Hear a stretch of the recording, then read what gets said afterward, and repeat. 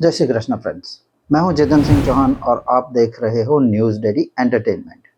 आज हम बात करने वाले हैं वंदे भारतम की, एक ऐसा एंटरप्रेन्योरशिप इनिशिएटिव जिनका मकसद है देश के कोने कोने से आइडियाज़, इनोवेटर्स और एंटरप्रेन्योर्स को सामने लाना। इस इनिशिएटिव के एम्बेसडर और होस्ट हैं देश के जाने माने अभिनेता और टेलीविज़न होस्ट श्री राजीव खंडेलवाल। मुझे राजीव खंडेलवाल जी से एक छोटी सी बात करने का मौका मिला, जहां हमने जाना कि वंदे भारतम इनिशिएटिव आखिर है क्या और इस नई जिम्मेदारी को वो किस तरह से देख रहे हैं और निभा रहे हैं, और वंदे भारतम को लेकर उनकी क्या राय है, उनका क्या विचार है।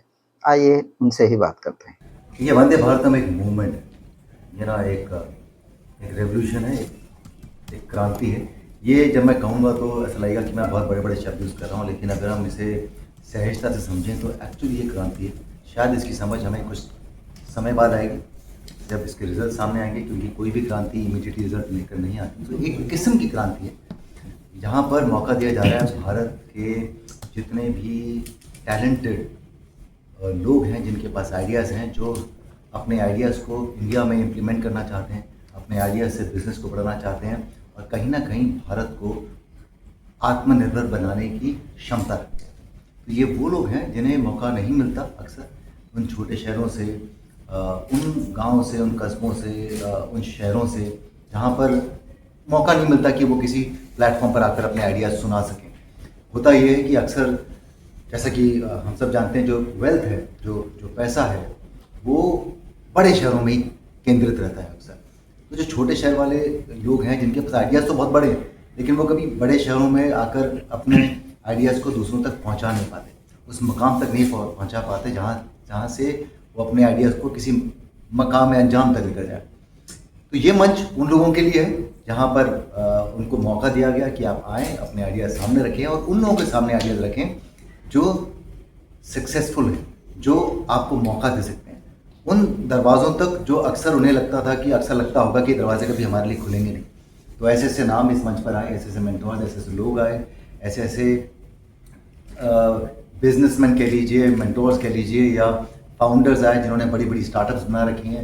वो जो ताकत रखते हैं कि वो इस नई जनरेशन को, जिनके पास आइडियाज़ है, उन्हें आगे ले जाने की ताकत रखते हैं, वो इस मंच पर थे। तो उनको रूबरू कराना, उनसे मिलवाना, उनसे प्रेरित करवाना और उनसे कहीं ना कहीं एक हौसला अफजाई लेकर जाना, ये इस मंच का पूरा थॉट था, जो बड़ी खूबसूरती से निकला। पिछले कुछ दिन जब हम इस मंच पर थे तो बहुत ही खूबसूरत थे, हमें बड़ा अच्छा लगा, मुझे बहुत अच्छा लगा एज एन एक्टर, क्योंकि मैं इस दुनिया से ज़्यादा क्या कहूँ मैं, मतलब मैंने ये दुनिया बहुत कम देखी। मेरी दुनिया बहुत अलग है, जहाँ पर हम एक अपनी दुनिया में रहते हैं, हमारी ग्लैमर वर्ल्ड है, जहाँ पर आपको रोज़ मुलाकात, ऐसे लोगों से मुलाकात करने का रोज़ मौका नहीं मिलता। यहाँ पर आके ग्रास रूट लेवल पे लोगों से मिलना, जो कोई उड़ीसा से आया है, कोई वेस्ट बंगाल से आया है, कोई मणिपुर से आया है, कोई केरला से आया है, कोई मध्य प्रदेश से आया है, कोई झारखंड से आया है, मुझे लगा कि मैं बेहतर इंसान बन गया। जब आप समझेंगे कि हमारे देश में एक्चुअल में कितनी ताकत है, तो मुझे शायद ये समझ में आया कि मेक इन इंडिया मेरे लिए एक कैंपेन था, पर मेरे लिए इस मंच से जाने के बाद मेक इन इंडिया एक हकीकत है जिसे हम हासिल कर सकते हैं। ये सिर्फ एक कहने के लिए नहीं है कि हम आत्मनिर्भर भारत बनाएंगे, वो आत्मनिर्भर भारत बन रहा है। और जो लोग इसमें शामिल नहीं हैं, उन्हें लगेगा कि वो इतिहास के इस पन्ने से जुड़ नहीं पाए, उन्हें शायद अफसोस होगा। मैं इस मंच पर बैठकर मुझे लगता है कि मैं जो इतिहास रचा जा रहा है हिंदुस्तान का, साइलेंटली कह लीजिए, लेकिन जो रचा जा रहा है उसे मैं सामने देख रहा था और मुझे बहुत खुशी है, बहुत गर्व है कि मैं इस बदलते हुए भारत के इतिहास को मैंने अपनी आंखों से देखने का मौका मिला, अवसर मिला। जी for this and what are the criteria exactly? Sorry, मुझे किसने अप्रोच किया? हाँ, no, how to approach for this program? हाँ, सो इसमें पार्टिसिपेट करने के लिए बहुत सिंपल था, पूरे देश के लिए खुला था, पूरे भारतवर्ष के लिए खुला है, जहाँ पर आप अप्लाई करें, अपने आइडियाज़ भेजें। आपके पास में एक वेबसाइट थी, आपको वंदे भारतम की एक वेबसाइट है जहाँ पर आप लोगों ने अपने आइडियाज़ भेजे। जब रजिस्ट्रेशन खुला था तब ऐसा लग रहा था कि यार 15,000 तक भी आ जाए तो अच्छा है, क्योंकि कितने एक्चुअली लोग हैं जो सोचेंगे कि यार ये ना सपना सच्चाई में बदल सकता है। क्योंकि ये भी हमेशा लगता है कि यार कोई वंदे भारतम बना रहे हैं, नहीं हमें नहीं बुलाएंगे, ये तो पहले से तय कर रखा होगा। तो उसमें 15,000 तक की उम्मीद थी, लेकिन 26,000 से ज़्यादा लोगों ने रजिस्टर किया और उन सबको उसमें से छट छट के, क्योंकि इस मंच पे सबको तो नहीं बुला सकते थे, तो कुल मिला के जितने आखिर में कुछ लोग रह गए जिनको इस मंच पे यानी कि अहमदाबाद में बुलाया गया। उन्हें बुलाने के बाद में उनको ट्रेन किया गया कि किस तरह से कैमरे पे आप बात करते हैं, किस तरह से अगर आपके सामने कुछ दिग्गज बैठे हैं तो उनके सामने आप अपना आइडिया कैसे पूरी कॉन्फिडेंस के साथ में रखें। उन्हें ट्रेन किया गया, उसे हमने बूट कैंप कहा, तो उस बूट कैंप में आए और उन्होंने अपने आइडियाज़ रखे। उसमें से लोगों को समझ में आया कि अच्छा ठीक है, इनमें से ये लोग इनमें क्षमता है कि ये और आगे जाएं। सब में क्षमता थी, पर फिर भी जब आपको लिस्ट नैरो डाउन करनी पड़ती है तो कुछ लोग रह जाते हैं, और जो रह गए वो भी वंदे भारतम के मंच से जुड़ गए क्योंकि उनका नाम भी इस डेटाबेस में लिंक हो गया। As an actor, as an individual, what is the role of yours in this Vande Bharatam campaign? मेरा रोल, मैं इस वंदे भारतम का एम्बेसडर हूँ, मैं इसकी सूरत हूँ और इसका होस्ट भी हूँ। मेरी जो जिम्मेदारी थी वो ये थी कि मैं जितने भी हमारे भारतीय यहाँ पर आए, इस मंच पर आए, उन्हें जो हमारे मेंटोर्स थे उन तक उनके बीच का सूत्रधार हूँ। मैं उन्हें वो कॉन्फिडेंस दूँ कि वो खड़े होकर मेरे साथ में खड़े होकर वो अपनी पिच जिसे कहते हैं या अपना आइडिया है वो उसे पूरे कॉन्फिडेंस के साथ में सुना सके। तो मेरा काम था वो सूत्रधार का, जहाँ पर मैं मेंटोर्स की तरफ से भी समझ रहा था कि उन्हें क्या चाहिए, और जो हमारे इनोवेटर्स थे यानी कि जो अपनी पिच दे रहे थे या जो अपने आइडिया सुना रहे थे, मैं उनके साथ में भी शामिल था। मैं हर एक की ज़िंदगी में शामिल था। How many individuals or the applicants has been selected for this? आज नहीं, लेकिन कुल मिलाकर जैसे मैंने कहा कि 26,000 में से समझ लीजिए तकरीबन Finalist. फिनाले में मतलब कुछ तकरीबन 100 के अंदर तक पहुंचे थे, फिर उसमें से भी छटते गए क्योंकि 100 लोगों को भी एक 1-on-1 करना संभव नहीं हो पाता है। तो चुनिंदा मतलब होते होते समझ लीजिए कुछ काफ़ी मतलब मैं ये कहूँगा कि 50-75, मैं तो खुद ही काउंट भूल गया था। जितनों को मौका दे पाए उतनों को मौका दिया कि आप आए और दीजिए अपने पिच। यहाँ पर रहे लोग 3-3, 4-4 दिन तक बड़े मज़े से रहे। उन्हें बूट कैंप जिसकी बात मैं कर रहा हूँ वहाँ पर भी इंटरेक्ट करने का मौका मिला। तो बहुत से इंडस्ट्री के लोगों को बुलाया गया, उनमें वो कॉन्फिडेंस देने का, क्योंकि आपके पास आइडिया भी हो सकता है, आपके पास नॉलेज भी हो सकती है, लेकिन खड़े होकर अपना वो आइडियाज़ बताना किसी को और बताना कि मैंने इस पर रिसर्च कर रखी, ये मेरी रिसर्च है सर, मैं ये कर चुका हूँ। क्योंकि अक्सर होता है कि हम किसी इंटरव्यू में जाते हैं तो हमेशा लगता है कि सर मेरी प्लीज़ बात सुन लीजिए, आप मेरे पास है, आप मेरे सिर्फ वेशभूषा पे मत जाइए, प्लीज़ सर मेरी लैंग्वेज पे मत जाइए, मैं अंग्रेज़ी के टूटे शब्द बोल रहा हूँ, पर मेरे में है टैलेंट सर। आप जिस नौसिखिए को लेने जा रहे हैं सिर्फ इसलिए कि उसने कपड़े अच्छे पहने हैं, वो बातचीत अच्छी करता है, तो सर मुझे मौका दीजिए। ये हम सबकी ज़िंदगी में होता है। मेरे पहले ऑडिशन मुझे लगा था कि यार ये इतनी अच्छी बॉडी है इसकी, लेकिन ये रोल मैं ज़्यादा अच्छा निभा सकता हूँ, लेकिन आप कैसे समझाऊँ उनको कि यार आप मुझे मौका तो दो। वो एक फीलिंग थी जिसे शायद वंदे भारतम के मंच ने बहुत खूबसूरती से समझा और उन्हें ट्रेन किया गया कि आप बिल्कुल मत घबराइए, हम आपके साथ में। तो आप पूछिएगा किसी भी इनोवेटर से, जब आप बात करेंगे जो बूट कैंप से गुजरे हैं, उनसे पूछा गया और उन्होंने कहा कि इतना अच्छा लगा क्योंकि वो ऑडिटोरियम में बैठकर इंटरैक्ट कर रहे हैं, इंडस्ट्री के लोग आके मिल रहे हैं। क्योंकि अदानी ग्रुप की ये सोच है, गौतम अदानी जी की ये सोच है, उनका विजन है, तो अदानी ग्रुप के लोग जितने भी CEOs हैं, जहाँ पर लोगों को लगता होगा यार अदानी ग्रुप में कैसे मिलेंगे CEO से, इन डायरेक्टर से कैसे मिलेंगे, वो सब आकर उन्होंने उनका मनोबल बढ़ाया। उन्होंने कहा कि तुम आगे जाओ, हम हैं, जितना हो सकता है कि हम करेंगे। राजीव, ये मौका आपको मिले तो क्या करें? क्या पिच करने का? या एक ऐसी फिल्म की स्क्रिप्ट सुना था कि यहीं से मैं साइन करके ले जाता, और मौका तो मुझे दिया भी था उन्होंने। फिर मैंने कहा नहीं, मैं अपने पिच नहीं करूँगा और मैं खुद को शामिल नहीं करूँगा ग्रुप में, लेकिन मौका मिलता और मेरे पास आइडिया होता तो मुझे ऐसा लगता है कि मैं ज़रूर इस मंच पर आता, क्योंकि मैंने बहुत करीब से देखा है कि वो लोग जिनके इतना ट्रेनिंग के बाद भी जिनके हाथ से पसीने छूट रहे थे। क्योंकि आप जैसे ही सामने देखते हैं कि अभी फ्लिपकार्ट के CEO हैं, या आप समझ लीजिए स्काई रूट के अभी जो पवन चंदाना जिन्होंने रॉकेट को भेजा वो सामने बैठे हैं, या हमारे रैपिडो के CEO बैठे हैं। अब इन लोगों से बात करना, उनके सामने बताना, आइडियाज़ देना, और सबसे अच्छी बात है कि इन लोगों ने देखा कि एक्चुअली इसका आइडिया बहुत अच्छा है, इसे हम ले सकते हैं, ये हमने कभी सोचा नहीं। वो कंपनीज जो कि इतनी आगे तरक्की कर रही हैं, उन्हें भी ग्रास रूट से वो आइडियाज़ मिले जो उन्हें लगा कि यार हाँ प्लीज़ बात करते हैं इसके बारे में, ये लीजिए नंबर, इनसे कॉन्टैक्ट कीजिए, हमें ये आइडिया बहुत अच्छा लगा और हम इसे इम्प्लीमेंट करना चाहते हैं। सर कौन से इनोवेटर्स को सिलेक्ट किया गया है? हर तरह की टेक्नोलॉजी, चाहे रूरल एरिया में हो, चाहे वो टेक्नोलॉजी हो, चाहे वो रॉकेट साइंस हो, चाहे वो स्पेस हो, चाहे वो सिंपल ऑर्गेनिक चीज़ों का इस्तेमाल करना हो, या सिंपल सोच कि यार कि मैं ना आप किसी दिव्यांग भाई के लिए क्या कर सकता हूँ, एक ऐसी सोच जो किसी ने सोची नहीं कभी। तो हर फील्ड में, आई थिंक हर फील्ड में, इसमें ऐसा नहीं था कि सिर्फ आईटी की बात होगी। अगर रॉकेट साइंस की बात हुई तो गांव में खेती बाड़ी की बात भी हुई, फर्टिलाइजर को कैसे डालना चाहिए, किसानों की तकलीफें क्या हैं। तो आई थिंक डाइवर्स था, हर फील्ड में था। आपके हिसाब से व्हाट वाज और विमेन पार्टिसिपेशन तो कमाल का था।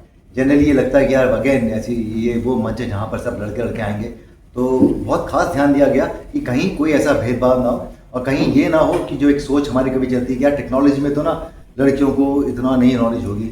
आई थिंक हर एक को एक बराबर का प्लेटफॉर्म मिला, चाहे वो लड़का हो, चाहे वो लड़की हो, चाहे वो दिव्यांग हो, चाहे कोई भी हो। आइडिया सबसे इंपॉर्टेंट चीज़ था इस मंच के ऊपर, था कि आपके पास आइडिया है तो आप कहीं से भी आए, किसी भी आप स्थिति से आए, किसी भी अवस्था में आए, आपके पास आइडिया। यहाँ पर जो रिस्पेक्ट थी, यहाँ पर जो हम झुके हमारे सर, तो वो आइडियाज के सामने झुके, आपके बैकग्राउंड के सामने। जो भी सिलेक्ट हुए हैं जितने हो रहे हैं उससे क्या अलग है ये शो में कि काफी शो हो रहे हैं? देखिए, बिजनेस को लेकर काफ़ी शो होते हैं, हम सबने देखे हैं, लेकिन ये शो इतना अलग है कि मैं आपको बता नहीं सकता, क्योंकि इस शो में कोई हर एक को प्रोत्साहन मिला, कोई नेगेटिव भाव से वापस जाने के लिए कोई जगह ही नहीं छोड़ी। स्टार्टिंग पहले दिन से ये तय था कि इस मंच पर जो आएगा वो यहाँ से खुले हाथ, खाली हाथ नहीं जाएगा। वो जो इस मंच पर आएगा उसके लिए द्वार सिर्फ खुलेंगे, यहाँ पर कोई द्वार कभी किसी के लिए बंद नहीं हुए। तो जितने भी लोग आए, मुझे जवाब तो देने दीजिए, तो वो जितने भी लोग यहाँ पर आए उनमें से एक जो डिफरेंस था वो ये था कि यहाँ पर किसी को जज नहीं किया गया। ये तो जनरली क्या होता है, शो में हम जज करते हैं कि अच्छा भाई साहब आपका आइडिया कैसा है, बहुत बुरा आइडिया, आप जाइए मेहनत करके। नहीं, वो भी नहीं, आपके आइडिया को भी बोल देते हैं कभी कभी, यार क्या आइडिया लेके आया तुम। तो चूंकि 26,000 जो एप्लीकेशन थी, पहले तो उनको भी छाटा गया, उनमें से छाटा गया, तो आपको पता था कि यहाँ पर कोई भी ऐसा नहीं आ रहा जो टाइम पास करने के लिए आ रहा है, या पब्लिसिटी के लिए आ रहा है, या एक पॉपुलैरिटी के लिए आ रहा है। तो वो जब आए तो कभी किसी के आइडिया को किसी ने नकारात्मक सोच से डील नहीं किया। अगर सपोज करिए कि मुझे लगता है कि नहीं, मैं इस स्थिति में नहीं हूँ, मैं अगर सपोज करिए जो बिजनेसमैन है, कोई CEO वहाँ बैठे हैं, उन्हें लगा कि यार ये मेरे बस में नहीं है कि आपकी मदद करना, लेकिन मैं आपको गाइडेंस दूंगा। आप मेरे पास में आए, मैं आपको बताऊंगा कि मैं कैसे निकला था, तो मैं 2 दिन आपको समय देता हूँ, आप आइए, आप मुझसे पूछिए, आप जाइए। तो ये किसी और मंच पर नहीं होता। सर, ये जो सिलेक्शन हुए हैं उनको अदानी की तरफ से, या जो ग्रांड फिनाले में सिलेक्ट होंगे, उनको क्या फ़ायदा होगा और उनको क्या मिलेगा? और देखिए, जो फायदा सबको होगा। उसमें हुआ ये कि ऑफ कोर्स हम बात करते हैं किसी भी स्पर्धा में, एक हम बोलते हैं कि चलिए विनर कौन है, लेकिन कभी कभी 1 सेकंड से कोई आगे निकल जाता है। तो यहाँ पर भी एक स्कोरिंग का सिस्टम था, जहाँ पर जितने भी हमारे मेंटोर्स आ गए, इन्हें अगर हम इस मंच पर उन्हें मेंटोर्स कह रहे हैं क्योंकि वो उनके मेंटोर थे। यहाँ पर जजेस नहीं थे, यहाँ पर इन्वेस्टर नहीं थे, क्योंकि वो सिर्फ इन्वेस्टमेंट की भावना से नहीं बैठे थे। अदानी ग्रुप का आइडिया, जो सोच थी, वो बिल्कुल क्लियर थी कि वो बिल्कुल भी इसमें किसी से भागीदारी की बात नहीं करेंगे, क्योंकि उन्होंने किसी से ज़िंदगी में या किसी के बिजनेस में भागीदारी नहीं करनी थी। वो सिर्फ उन्होंने कहा था कि हम सिर्फ यहाँ पर प्रोत्साहन के लिए खड़े हैं, यहाँ पर हम कोई बिजनेस की बात नहीं करेंगे, जितना हो सकता है हम उन्हें मदद करेंगे, क्योंकि हमारे पास में वो क्षमता है कि हम किसी की मदद कर सकें। जो बाकी जो इन्वेस्टर्स थे या बाकी जो हमारे मेंटोर्स थे, उन्होंने, कई लोगों ने इन्वेस्ट भी किया, कई लोगों ने बोला कि यार आपका आइडिया बहुत अच्छा है, मैं इसमें इतने करोड़ लगाता हूँ, आप इसमें ठीक है, आप 10% इसमें से मैं रखूँगा, ताकि आप कभी ये ना महसूस करें कि आपको कोई चीज़ मुफ्त में मिल गई। तो वो एक बिजनेस पार्टनरशिप बनी यहाँ पर, जिसे हमने कहा कि आपकी एक पार्टनरशिप बनी है किसी के साथ में। और सोचिए कि कोई उड़ीसा से या केरला के छोटे गांव से अगर वो सीधा फ्लिपकार्ट के साथ में पार्टनरशिप करता है, यार मेरी तो पार्टनरशिप, मेरी तो उनके लिए तो दरवाजे खुल गए ना। तो ऐसे करके हुआ, और जब टॉप 5 कैटेगरीज में जो फाइनलिस्ट पहुंचे, जो विनर्स पहुंचे हैं इसके अंदर, वो स्कोरिंग के सिस्टम पे हुए हैं, जो कि बहुत ट्रांसपेरेंट था। कि वहाँ पे एक वंदे भारतम का हमने बोर्ड बनाया हुआ था, समझिए तिजोरी बनाई हुई थी। हर एपिसोड के बाद में या हर पेशकश के बाद में, हर पिच के बाद में जो सामने बैठे थे वो स्कोर्स लिखते थे कि उनको कैसा लगा कि 10 में से 8 दूँ, 7 दूँ, वो सब इकट्ठे करते गए। फिर वो लेकर गौतम अदानी जी के पास में, और उनकी टीम ने जब स्कोर्स पढ़े सबके सामने और डिसाइड किया कि ये इनमें से सबसे ज़्यादा पसंदीदा जो लोग हैं, मैं ये नहीं कहूँगा कि वो विनर्स हैं, लेकिन सबसे ज़्यादा पसंदीदा, किनकी आइडियाज़ है सबसे ज़्यादा दिल को छुआ, तो वो टॉप 5 में आएंगे। उन्हें ऑफकोर्स एक कैश प्राइज मिलेगा, पर उससे कहीं ज़्यादा मुझे लगता है कि उन्हें मंच मिलेगा, जहाँ पर खड़े होकर, मतलब वो, और इस मंच पर सिर्फ वही लोग नहीं देख रहे थे, इस मंच पर सोचिए हिंदुस्तान के कितने बड़े businessman, business houses, corporate houses उनको देखेंगे।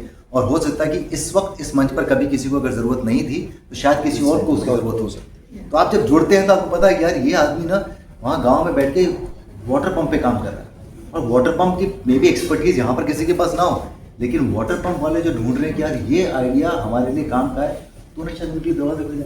तो ये बेसिक सोच थी उनकी कि हम, और जो लाइन उनकी जो सब लोग जानते हैं, वो हमेशा कहते हैं कि अगर मैं कर सकता हूँ तो तुम भी कर सकते हो। तो बस ये उनकी एक लाइन थी, जिसकी जो सोच थी, जो नींव थी इस पूरी वंदे भारतम की, और उसे ही हम आगे लेकर गए। सर अहमदाबाद से ही पढ़े हुए हैं, अगर फिर से अहमदाबाद क्या एक्सपीरियंस रहता है? आप अभी एक प्लेटफॉर्म दे रहे हो। हर बार आता हूँ तो हर बार अहमदाबाद बदला हुआ होता है, बदल नहीं, गया। आप तो स्टडी भी यहाँ पे किया है। मैंने बिल्कुल स्टडी यहाँ पे की है, पढ़ाई यहाँ पे की है। मैंने 5 साल निकाले यहाँ पे, हॉस्टल में भी, कई हाउसिंग सोसाइटी में भी रहा हूँ, मैं आर्मी कैंटोनमेंट में भी रहा हूँ। मेरा स्कूल जो था वो क्या नाम है अपना,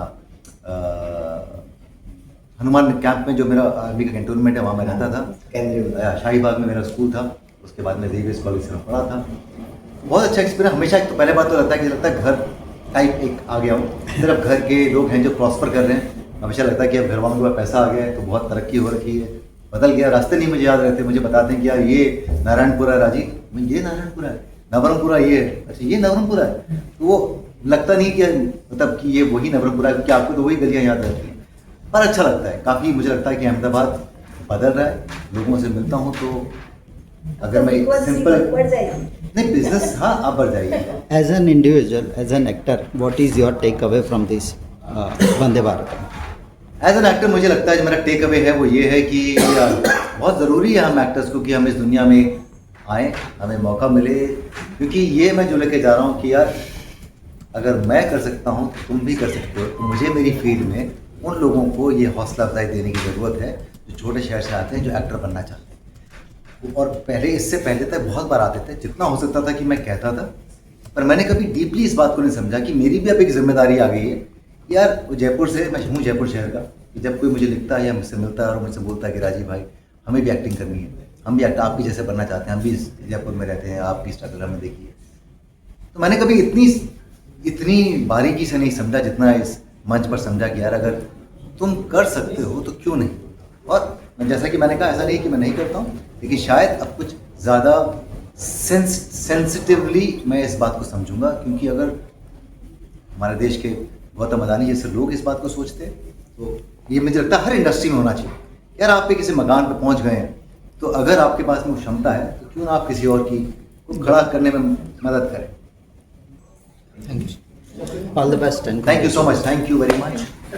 If you have liked this video, then please like, share and subscribe to our channel.